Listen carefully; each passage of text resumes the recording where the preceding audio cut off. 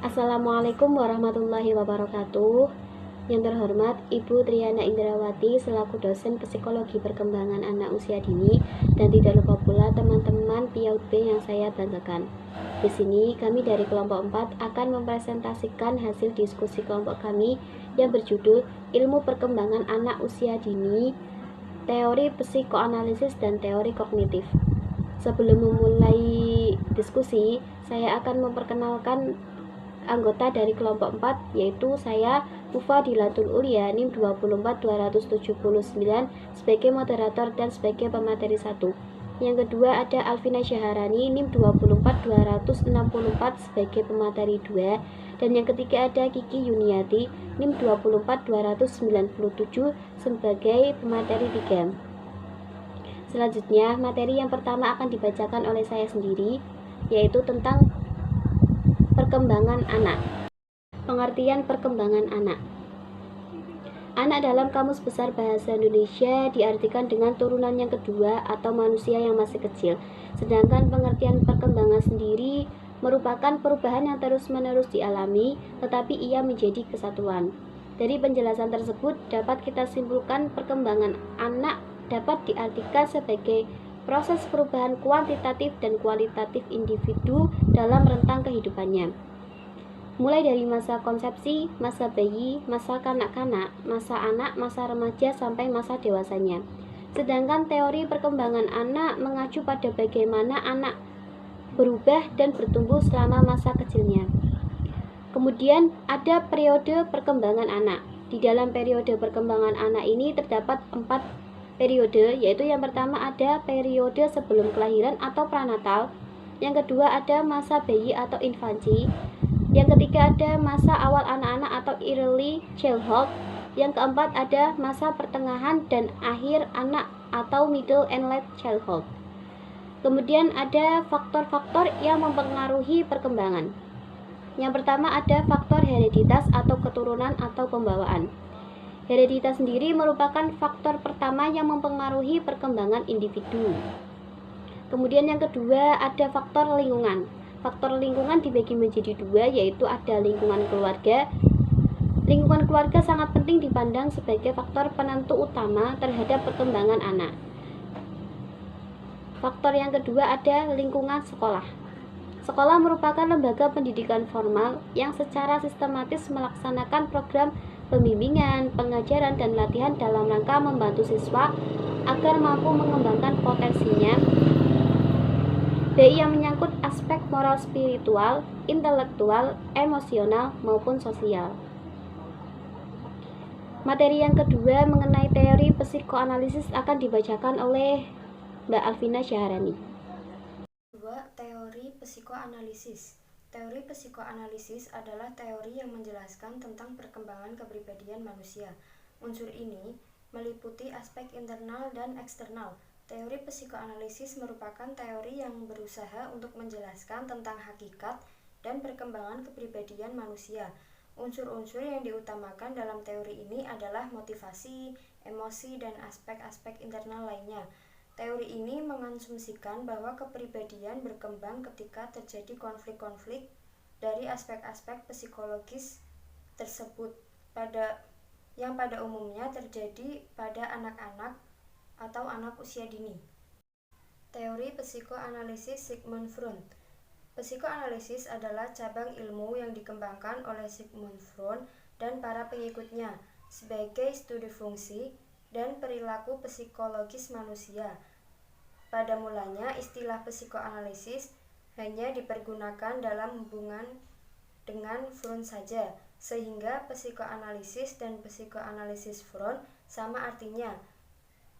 Bila beberapa pengikut Freud di kemudian hari menyimpang dari ajarannya dan menempuh jalan sendiri-sendiri, mereka juga meninggalkan istilah psikoanalisis dan memilih untuk nama baru untuk menunjukkan ajaran mereka.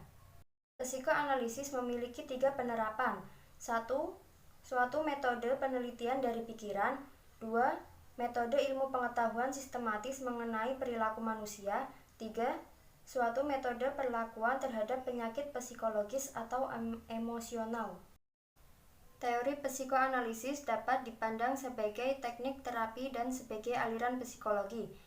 Sebagai aliran psikologi, psikoanalisis banyak berbicara mengenai kepribadian, khususnya dari segi struktur kepribadian, dinamika, dan perkembangannya. A. Struktur kepribadian.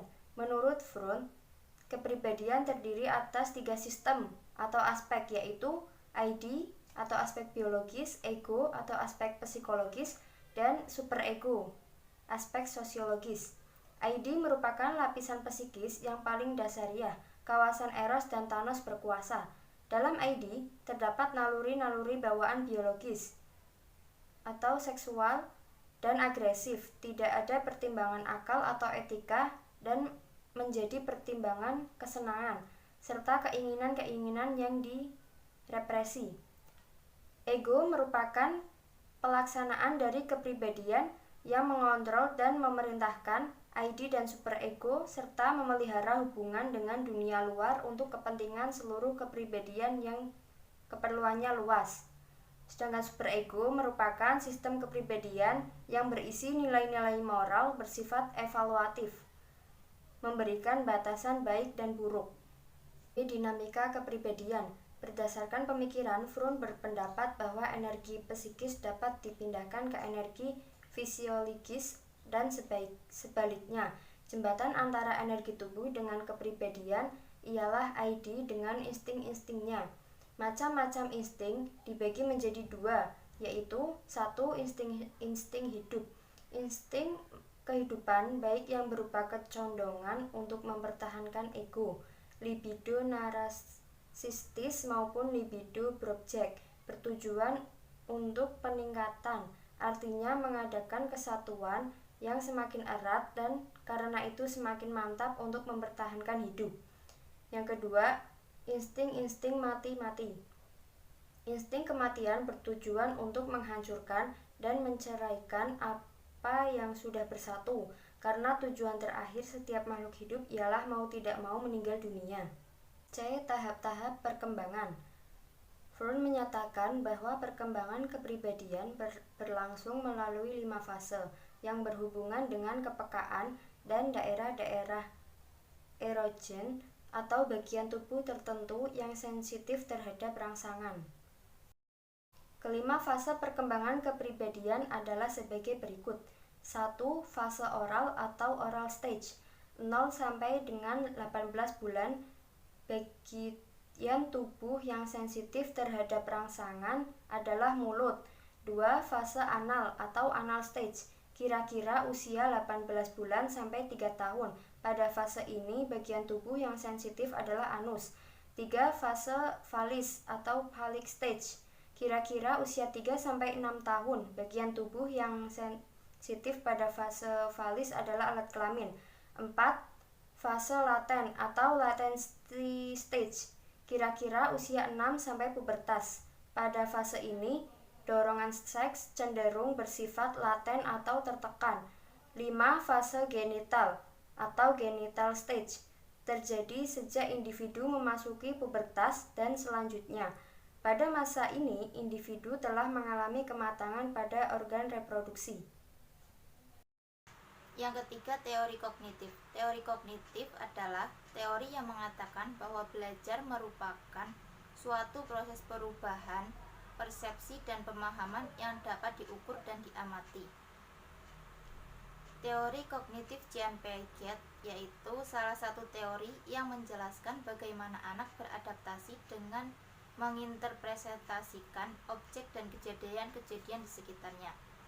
Kemampuan atau perkembangan kognitif yaitu hasil dari hubungan perkembangan otak dan sistem nervus dari pengalaman-pengalaman yang membantu individu untuk beradaptasi dengan lingkungan. Tahap tingkatan perkembangan yang pertama, tahapan sensori motorik, yaitu usia 0 sampai 2 tahun. Periode ini yaitu periode pertama dari 4 periode. Tahapan ini menandai perkembangan kemampuan dan pemahaman spiritual penting dalam 6 subtahapan.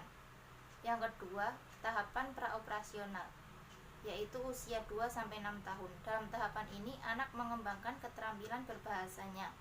Mereka mulai mempresentasikan benda-benda dengan kata-kata dan gambar. Yang ketiga, tahapan operasional konkret, yaitu usia 6-12 tahun dan mempunyai ciri-ciri berupa penggunaan logika yang memadai. Yang keempat, tahapan operasional formal, yaitu usia 11 tahun sampai dewasa.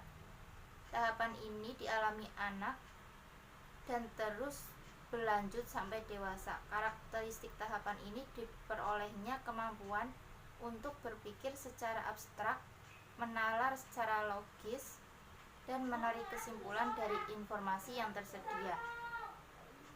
Struktur yang mendasari pola-pola tingkah laku yang terorganisir yaitu skema atau struktur kognitif, yaitu proses atau cara mengorganisir dan merespon berbagai pengalaman atau suatu pola sistematis dari tindakan, perilaku, pikiran, dan strategi pemecahan masalah yang memberikan suatu kerangka pemikiran dalam menghadapi berbagai tantangan dan jenis situasi.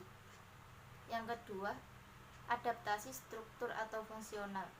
Manusia ketika dilahirkan telah dilengkapi dengan kebutuhan-kebutuhan dan juga kemampuan untuk menyesuaikan diri dengan lingkungannya. Kesimpulan dari makalah kami yaitu teori perkembangan anak mengacu pada bagaimana anak berubah dan bertumbuh selama masa kecilnya. Di dalamnya terdapat beragam aspek mulai dari sosial, emosional, hingga kognitif. Teori psikoanalisis adalah cabang ilmu yang dikembangkan oleh Sigmund Freud dan para pengikutnya sebagai studi fungsi dan perilaku psikologis manusia. Sebagai aliran psikologi, psikoanalisis banyak berbicara mengenai kepribadian, khususnya dari segi struktur kepribadian, dinamika, dan perkembangannya. Kemudian teori perkembangan kognitif Piaget adalah salah satu teori yang menjelaskan bagaimana anak beradaptasi dengan dan menginterpretasikan objek dan kejadian-kejadian di sekitarnya. 4 tahap tingkatan perkembangan kognitif yang akan terjadi selama masa kanak-kanak sampai remaja, yaitu ada tahap sensori motorik dari umur 0 sampai 2 tahun. Yang kedua ada tahap praoperasional dari umur 2 sampai 6 tahun. Yang ketiga ada tahap operasional konkret dari umur 6 sampai 12 tahun. Dan yang terakhir ada tahapan operasional formal dari umur 11 tahun sampai dewasa. Sekian presentasi dari kelompok kami, semoga dapat bermanfaat. Mohon maaf apabila ada salah kata. Wabillahi taufiq wal hidayah. Wassalamualaikum warahmatullahi wabarakatuh.